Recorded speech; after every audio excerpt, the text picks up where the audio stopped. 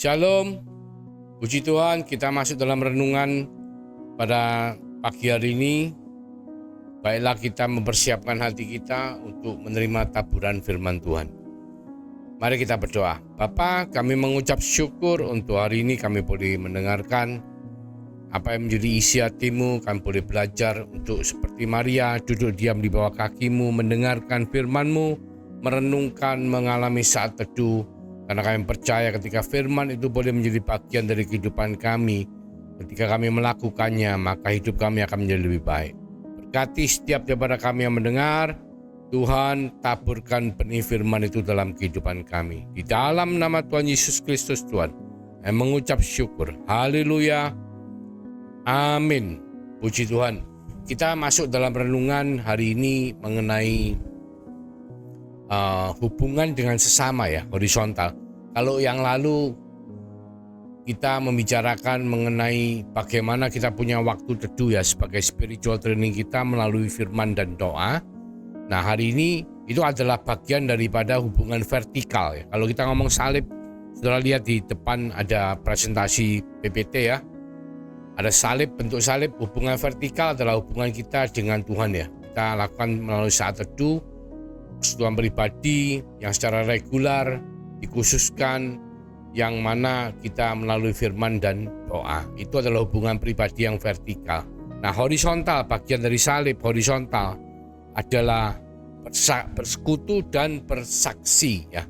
Bersekutu dan bersaksi itu bagaimana kita menggenapi dan melakukan firman Tuhan di hukum utama yang kedua, yaitu mengasihi sesama kita seperti kita mengasihi diri sendiri. Jadi tujuan daripada kita membicarakan atau merenungkan mengenai bersekutu dan bersaksi adalah bagaimana kita bisa mempraktekkan hukum utama kedua dalam kitab suci itu dalam kehidupan kita sehari-hari. Mari kita lihat apa yang dimaksud dengan bersekutu. Bersekutu itu ternyata saudaraku bahwa kita itu menurut Efesus 2 ayat 19-20 dikatakan, demikianlah kamu bukan lagi orang asing dan pendatang, melainkan kawan sewarga dari orang-orang kudus dan anggota-anggota keluarga Allah, yang dibangun di atas dasar para rasul dan para nabi dengan Kristus Yesus sebagai batu penjuru. Jadi kita itu adalah sekawanan, sekelompok ya, keluarga besar. Anggota keluarga Allah, dikatakan kita adalah keluarga besar dengan batu penjuru kita adalah Kristus Yesus ya. Kita semua adalah keluarga besar. Saudara tahu keluarga ya, keluarga adalah bukan hubungan biasa, tapi ada kekerabatan ya, melalui iman kita kepada Tuhan Yesus sebagai juru selamat kita, maka kita adalah anggota keluarga Allah. Lebih lagi di 1 Korintus 12 ayat 13 dikatakan, sebab dalam satu roh kita semua, baik orang Yahudi maupun orang Yunani, baik budak maupun orang merdeka, telah dibaptis menjadi satu tubuh, dan kita semua diberi minum dari satu roh. Jadi kita ini satu tubuh ya. Kalau kita bicara anggota tubuh Kristus ya, kita ini mungkin kita bagian tangan, mungkin ada bagian jari, atau mungkin bagian pergelangan, atau bagian kaki, bagian perut, bagian leher, dan lain sebagainya. Jadi kalau dia katakan satu kesatuan anggota, kita ini anggota. Jadi kita kalau tidak bersekutu dengan anggota tubuh lain, coba kita bayangkan, tangan ini mau berjalan sendiri. Wah, saya enggak mau ikut tubuhnya, enggak mau ikut kakinya, enggak mau ikut kepalanya, enggak mau ikut lehernya. Bisa enggak? Enggak bisa. Ya, otomatis demikian pula dengan kehidupan saudara dan saya sebagai anggota tubuh Kristus. Kita harus menjadi satu, kita harus bersekutu, berkumpul ya. Bagaimana kita bersama-sama boleh untuk berhubungan sebagai sesama anggota keluarga Tuhan. Kenapa penting saudaraku? Semua ini adalah tujuan daripada kita mempraktekkan hukum kasih ini adalah ketika kita melihat apa yang telah terjadi pada gereja mula-mula di Kisah Para Rasul 2 ayat 42-47. Dikatakan mereka bertekun dalam pengajaran rasul-rasul dan dalam persekutuan, dan mereka selalu berkumpul untuk memecahkan roti dan berdoa. Maka ketakutanlah mereka semua, sedang rasul-rasul itu mengadakan banyak mujizat dan tanda, dan semua orang yang telah menjadi percaya tetap bersatu, dan segala kepunyaan mereka adalah kepunyaan bersama. Dan selalu ada dari mereka yang menjual harta miliknya lalu membagi-bagikannya kepada semua orang sesuai dengan keperluan masing-masing. Dengan bertekun dan dengan sehati mereka berkumpul setiap hari dalam bait Allah. Mereka memecah roti di rumah masing-masing secara bergilir dan makan bersama-sama. Dan mereka disukai semua orang, dan tiap-tiap hari Tuhan menambah jumlah mereka dengan orang-orang yang diselamatkan. Jadi kita lihat gereja mula-mula itu begitu luar biasanya, karena mereka itu tiap hari berkumpul menjadi satu sebagai anggota tubuh, anggota keluarga Allah. Sudah menjadi satu sehingga mereka punya power, punya kekuatan, bahkan saling mendukung, saling membantu, belajar, support ya, melegakan mereka yang beban berat. Dan akhirnya apa yang terjadi? Jumlah mereka bertambah setiap harinya secara luar biasa, exponentially. Jadi dengan kita menjadi satu, bersekutu, maka keluarga Allah ini bisa makin hari makin bertambah secara luar biasa. Jadi bersekutu tujuannya dalam 4. Satu, persaudaraan yang bisa mendorong dan meneguhkan satu sama lain ya, kita bisa saling mendukung. Kedua, kita belajar ya, kita belajar dan kita mengajar ya, karena dengan berkumpul itu ada yang mengalami proses belajar, ada yang mengajar ya, sehingga kita bisa bertumbuh. Terus penyembahan, kita bisa melakukan penyembahan ibadah bersama-sama dalam roh dan kebenaran. Dan pelayanan, otomatis pelayanan kita akan berkembang ya, berkembang jadi memenuhi kebutuhan dan menjadi kesaksian bagi saudara-saudara kita yang lainnya. Nah, yang penting saudaraku, bahwa ketika kita bersekutu itu kita harus memastikan bahwa tujuan daripada persekutuan kita itu tercapai ya. Satu, persaudaraan, kedua pengajaran, ketiga penyembahan, keempat adalah pelayanan. Jangan sampai kita bersekutu terus kita tidak kemana-mana, malah kita ini menjadi tidak maju ya, tidak bertumbuh, tidak makin dekat dengan Tuhan, tidak makin bertambah pengetahuannya, atau penyembahan kita tidak makin bagus, pelayanan kita tidak makin bagus, persaudaraan kita bahkan malah sering gegeran. Nah, itu menunjukkan apa? Kita mungkin tidak pada tempat atau persekutuan yang baik. Karena apa? Saudara dan saya, setiap dari kita itu mempunyai wilayah kehidupan masing-masing ya. Mungkin kalau kita bicara wilayah kehidupan itu gambarnya seperti ini. Buah mangga, pohon mangga itu kalau kita bawa bibitnya, meskipun di sini manis ya. Di Indonesia tanam manis dalam suhu tropik. Manis luar biasa besar, berbuah. Nah, kita bawa pohonnya, bibit pohonnya kita bawa, kita tanam di misalnya California. California kan 4 musim ya, bukan tropis, bukan khatulistiwa. Jadi kita tanamlah mangga di situ. Mungkin tidak mati, mungkin pohon itu akan bertumbuh, tapi rasanya tidak akan berbuah. Soalnya ada yang pernah melakukan hal tersebut dan ternyata memang tidak berbuah karena memang wilayah kehidupannya salah. Nah, demikian pula saudara dan saya. Kita memang harus melakukan hukum utama kedua, yaitu mengasihi ya, praktek untuk mengasihi dengan apa? Dengan bersekutu. Nah, kalau kita bersekutu, kita salah tempat, salah wilayah, tentunya kita tidak akan bisa berkembang. Dan ini kita harus juga introspeksi. Terkadang kita mungkin berada pada salah tempat atau salah wilayah.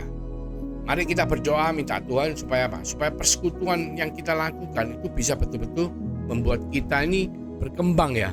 Persaudaraannya menjadi lebih baik, pengajarannya kita bertambah ya, atau kita bisa mengajar orang, memuridkan orang, atau penyembahan kita makin luar biasa, bahkan pelayanan kita pun bertambah-tambah ya, menjadi kemuliaan untuk nama Tuhan. Tapi ketika kita tidak mengalami itu, kita harus introspeksi, apakah kita salah wilayah atau kita yang harus menyesuaikan diri cara bersekutu kita sehingga kita bisa mempraktekkan, yaitu mengasihi sesama seperti mengasihi diri sendiri. Nah, itu yang pertama mengenai bersekutu.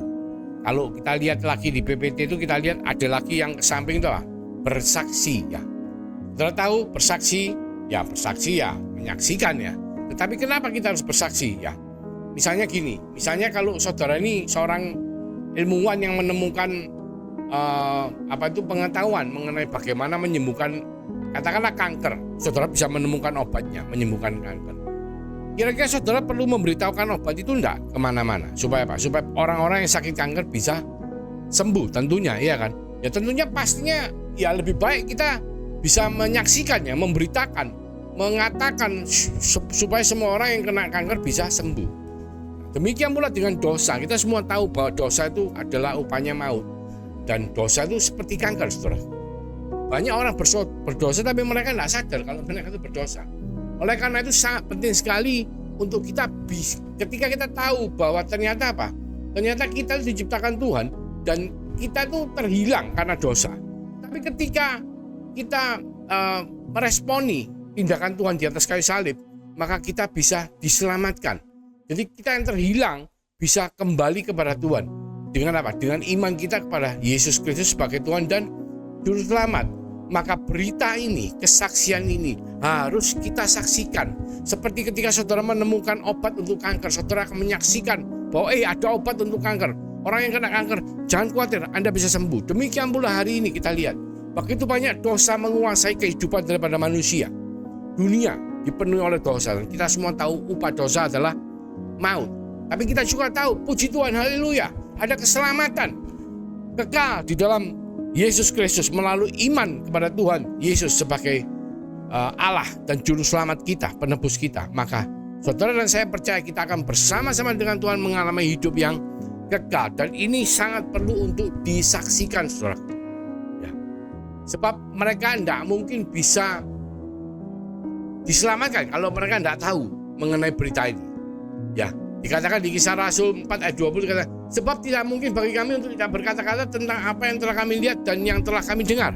Jadi kalau kita semua, saudara dan saya tahu bahwa ada keselamatan, terus kita tidak mau ngomong, itu sesuatu yang tidak mungkin. Kita harus memberitakan karena ini adalah kabar baik. Berita Injil adalah kabar baik. Ya, bersaksi itu adalah menceritakan kepada orang lain apa yang kita lihat, apa yang kita dengar, dan apa yang kita alami dalam hidup kita. Jadi kalau saudara dan saya yang beriman, memiliki iman dan yakin iman kita menyelamatkan kita, iman kita kepada Yesus Kristus membuat kita bisa mengalami hidup yang kekal bersama-sama dengan Dia, maka kita harus menceritakan apa yang kita alami, apa yang kita lihat, apa yang kita dengar. Supaya apa? Supaya semua orang bisa mendapatkan keselamatan untuk mendengar berita keselamatan dan mendapatkan keselamatan dengan beriman kepada Yesus sebagai Tuhan dan Juru Selamat. Kita kalau lihat 3 perumpamaan mengenai bersaksi, ya, ada perumpamaan domba yang hilang. Itu dikatakan ketika ada domba yang hilang, gembalanya itu meninggalkan 99 yang lainnya mencari domba yang hilang untuk diambil. Kedua, ada perumpamaan mengenai dirham yang hilang. Tentunya seluruh rumah dijungkir balikkan, seluruh kamar, supaya apa? Supaya dirham yang hilang bisa ketemu. Jadi kalau ada yang hilang itu ada yang dicari betul-betul secara menyeluruh. Dan ketiga, perumpamaan anak yang hilang, ada sukacita besar ketika yang hilang itu ditemukan. Jadi bersaksi itu penting karena apa? Karena ada 3 poin ini. Ada yang hilang, tetapi ada juga pencarian yang menyeluruh. Dan ketika yang hilang itu ditemukan, ada sukacita yang luar biasa besarnya. Dikatakan 1 jiwa diselamatkan pun malaikat sorga akan bersorak-sorai. Itu adalah gambaran dari ketika yang hilang itu ditemukan, pasti ada sukacita yang luar biasa. Dikatakan di Roma 10 ayat 13-14, sebab barang siapa yang berseru kepada nama Tuhan akan diselamatkan. Nah, siapa yang percaya Yesus akan diselamatkan. Tetapi bagaimana mereka dapat berseru kepada Yesus jika mereka tidak percaya kepada Dia? Bagaimana mereka dapat percaya kepada Yesus jika mereka tidak mendengar mengenai Yesus? Bagaimana mereka mendengar mengenai Yesus jika tidak ada yang memberitakannya? Jadi bersaksi itu penting, saudaraku, supaya apa? Supaya mereka yang mendengar nama Yesus, mereka bisa ada kesempatan untuk bertobat, meresponi berita itu dengan baik, dan beriman kepada Yesus Kristus sebagai Tuhan dan Juru Selamat. Mereka akan memperoleh keselamatan yang kekal. Jadi bersaksi itu penting. Bersaksi ada 2 poin, ya. Seperti koin itu ada 2 sisi. Satu, kesaksian melalui kehidupan kita, ya. Kedua adalah kesaksian melalui perkataan. Melalui kehidupan, ya tentunya saudara dan saya yang bertobat, yang mengalami pembaruan budi, mengalami kelahiran baru, kita akan mengalami transformasi dalam kehidupan kita. Kita dari perumpamaan anak hilang dari sesuatu yang najis sama Tuhan diampuni, dikenakan jubah baru, diberi cincin, diberi sepatu baru, kita untuk menjadi apa? Menjadi manusia baru. Kita harus mengalami kelahiran baru dan melalui kehidupan kita yang baru ya, di Roma 12 ayat 2 dikatakan, baiklah kita mengalami pembaruan budi supaya kita tidak menjadi serupa seperti dunia, dan kita mengetahui manakah kehendak Allah yang benar, yang baik, bahkan yang sempurna ya. Nah, ini sesuatu yang saudara dan saya harus alami dalam kehidupan kita. Karena kita kalau tidak mengalami pembaruan budi, kita tidak mengalami kelahiran baru, kita akan sulit untuk menjadi saksi hidup. Ya, lebih gampang orang melihat kita sebagai teladan. Ketika kita menunjukkan teladan yang baik, mereka akan lebih mudah untuk meniru kita daripada kita hanya sekedar mengatakan ya begini, tapi kenyataan kehidupan kita tidak begini. Sehingga apa yang kita katakan dengan apa yang kita lakukan tidak sama. Ini sesuatu yang sulit. Jadi kesaksian melalui kehidupan itu adalah sesuatu yang sangat penting. Jadi oleh karena itu, mungkin saudara akan ngomong, loh Pak, saya bersaksi itu kan saya tidak sekolah teologi, saya gimana bisa memberitakan firman Tuhan? Bukan hanya firman Tuhan, saudara. Tapi ketika saudara melalui kehidupan saudara yang menunjukkan nilai-nilai kekristenan, menunjukkan bahwa saudara ini anak Tuhan, bukan anaknya hantu ya, bukan anaknya dunia, tapi anak Tuhan, anak-anak daripada kerajaan Allah. Maka saudara melalui kehidupan saudara bisa menjadi saksi yang nyata, menjadi teladan yang mereka semua akan meniru. Oleh karena itu, penginjilan hari-hari ini kita bukan hanya tergantung kepada misi, tergantung kepada ke daerah memberitakan Injil, memberitakan firman Tuhan, enggak. Tapi kita melihat kepada apa yang dikatakan oleh Lawrence Cunningham ya, mengenai Seven Mountain of Spears atau 7 wilayah kehidupan, di mana di tiap-tiap wilayah kehidupan itu kita bisa menjadi saksi hidup. Misalnya apa? Di bidang keluarga.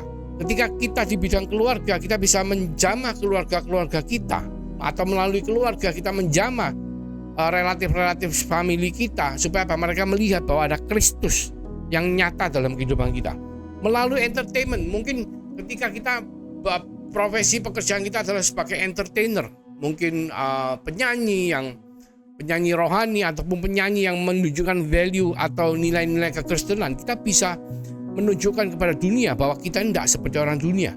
Tapi karena kita adalah anak-anak Allah, mungkin ya saudara tahu hari-hari ini ada kasus besar yang melibatkan di dunia entertainment mengenai dikatakan white party, dan banyak terjadi penyimpangan seksual yang terjadi, narkoba ya.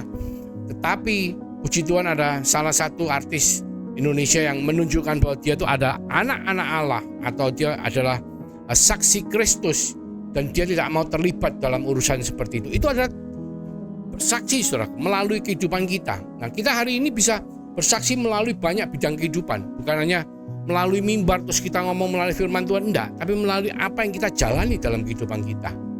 Misalnya sebagai orang Kristen family, kita menunjukkan family value, misalnya satu daging, kita kemana-mana bersama-sama, suami dan istri, pelayanan pun kita bersama-sama. Nah, itu menunjukkan bahwa kita ini menyaksikan kehidupan kita sebagai keluarga Allah, sebagai anak-anak Tuhan di dalam kehidupan yang Tuhan percayakan pada saudara dan saya. Itu yang pertama. Kedua adalah kesaksian melalui perkataan.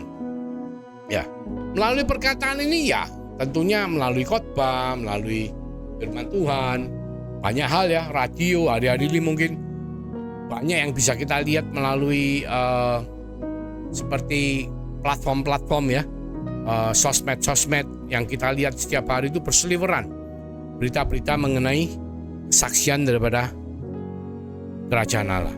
Intinya adalah kita tahu bagaimana kita bisa bersaksi, baik satu melalui kehidupan kita sehari-hari, atau kedua kita bisa belajar atau pendalaman Alkitab atau membagikan ayat, atau bahkan ketika saudara berdoa, Tuhan tiba-tiba berbicara kepada saudara mengenai satu ayat dan saudara mendalami ayat tersebut, saudara bisa share, bisa melalui WhatsApp ya ke teman-teman saudara, mungkin melalui platform yang saudara sebagai member, mungkin Meta, mungkin melalui apapun. Hari-hari ini saudara bisa bersaksi, karena bersaksi adalah sesuatu yang penting di mana Tuhan ingin supaya apa? Supaya setiap saudara dan saya ini boleh belajar untuk melakukan hukum utama kedua, yaitu apa? Mengasihi sesama seperti mengasihi diri sendiri. Kuncinya adalah ketika saudara melakukan itu, saudara betul-betul bisa mempraktekkan, saudara merasa damai sejahtera, dan saudara bisa bertumbuh, bahkan makin berakar di dalam Kristus. Karena itu adalah tujuan daripada melakukan hukum yang kedua. Yang pertama adalah kita punya spiritual training, waktu teduh yang baik dengan Tuhan melalui firman dan doa khusus teratur private ya. Dan setelah itu kita ketemu dengan Allah di ruang Maha Kudus di dalam hadirat Tuhan. Maka pertemuan kita seperti Musa bertemu tatap muka dengan Tuhan. Musa keluar dari kemah pertemuan, mukanya dipenuhi oleh cahaya kemuliaan Tuhan. Demikian pula juga saudara dan saya ketika kita mengadakan waktu teduh spiritual training, kita ketemu dengan Allah di dalam hadiratnya. Kita keluar dari hadirat Tuhan, kita mempraktekkan hukum utama yang kedua, yaitu apa? Mengasihi sama. Dengan hadirat Allah yang terimpartasikan dalam kehidupan kita, kita belajar untuk mengasihi sama melalui apa? Persekutuan kita, persekutu, dan kesaksian kita, bersaksi. Sehingga apa? Sehingga kita bisa menjadi pelaku firman Tuhan. Mari kita berdoa. Terima kasih Tuhan untuk mengingatkan setiap daripada kita, supaya kita menjadi pelaku daripada firman Tuhan. Khususnya topik hari ini kita harus melakukan hukum utama kedua, yaitu menjadi mengasihi sesama seperti mengasihi diri sendiri. Urapi setiap daripada kami Tuhan, sehingga firman-Mu termeteraikan dalam hidup kami, bahkan dalam kelakuan kehidupan kami sehari-hari kami boleh menjadi pelaku firman, sehingga berkat daripada Allah Bapa melalui kasih karunia daripada Tuhan Yesus Kristus yang termeteraikan oleh kuasa Roh Kudus yang selalu menyertai, memberkati, melindungi, menghibur setiap daripada kita mulai hari ini sampai Engkau datang yang kedua kalinya, bahkan sampai Maranatha. Jadikanlah kami orang-orang yang bisa mengasihi sama kami seperti kami mengasihi diri kami sendiri. Dalam nama Tuhan Yesus Kristus kami mengucap syukur, kami berdoa. Haleluya. Amin. Tuhan Yesus memberkati.